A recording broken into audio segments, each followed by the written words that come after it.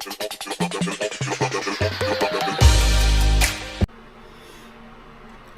guys! For today's video, ang ating i-review ngayon ay itong Royal True Orange na zero sugar. So ito po yung zero sugar at ito yung ating test ngayon at titingnan natin kung ito ay safe nga ba sa mga diabetic at di ba ito magpapataas sa ating blood sugar kung ang isang diabetic na katulad ko, katulad ninyo ay iinom nito. So bago po yan, tingnan po muna natin ang ating blood sugar para may pagkukumparan po tayo mamaya.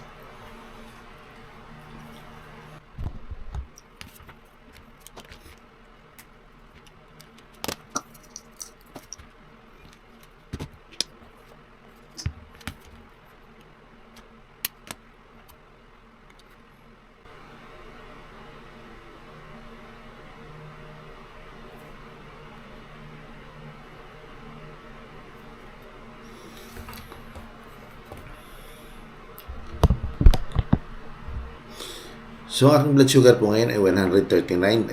At ito po yung pagbabasihan natin mamaya, no? Kung gaano kataas yung itataas ang ating blood sugar, kung tataas man ang ating blood sugar. Pagkatapos ating inumin ang itong Royal na zero sugar.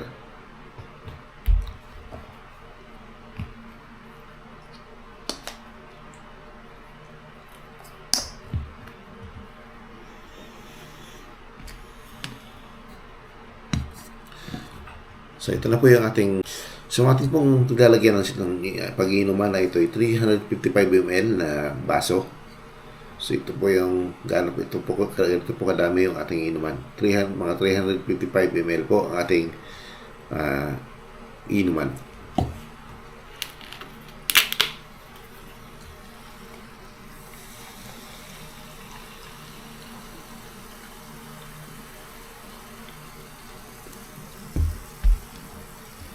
So, ito na po yung ating Royal True Orange Zero Sugar.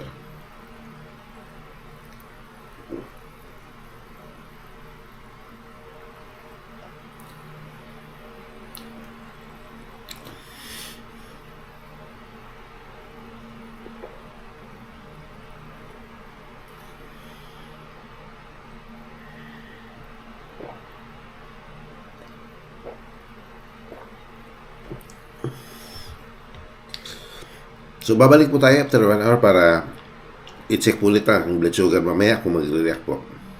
1 hour later.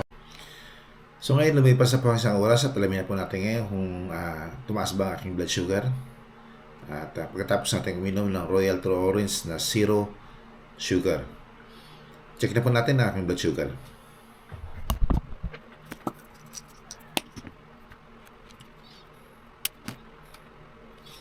So, po ang aking blood sugar ay 139.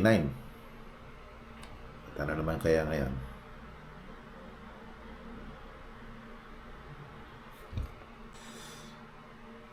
So, kanina ang aking blood sugar ay 139 at ito na ngayon. 164. Wala. Kala ko ba zero sugar?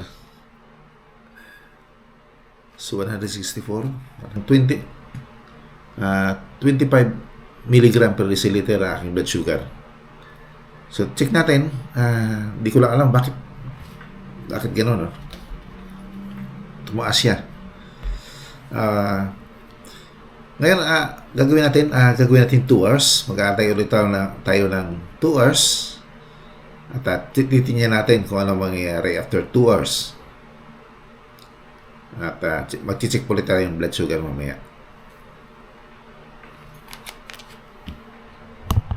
2 hours later. So ngayon, lumipas na po ang 2 oras pagkatapos nating minom ng Royal True Orange na zero sugar. So kanina po ang blood sugar po natin bago tayo nagsimula ay 139 at after 1 hour naging 164. So tumaas po ng 25 mg per deciliter ang aking blood sugar. So ngayon, after 2 hours, titingnan ulit natin kung anong nangyari. After 2 hours na pag-inom natin ng Royal True Orange na zero sugar.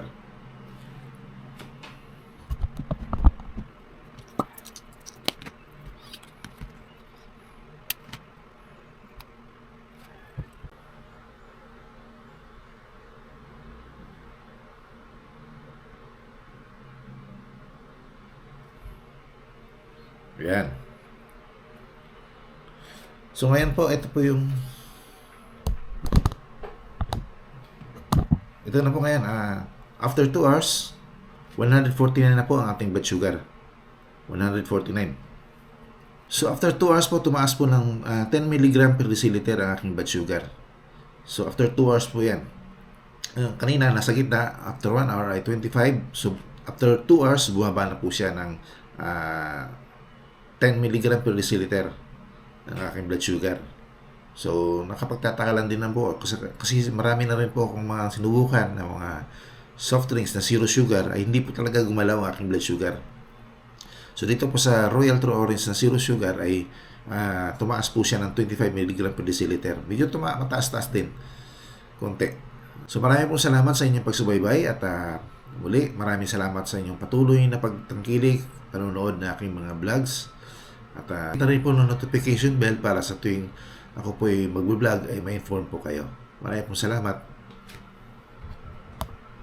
So lahat po ng ating video bago po tayo mag-vlog ay naka 8 to 10 hours po tayo na naka-fasting. So para po sa mga nagtatanong, 8 to 10 hours po tayong fasting bago po tayo nag-vlog.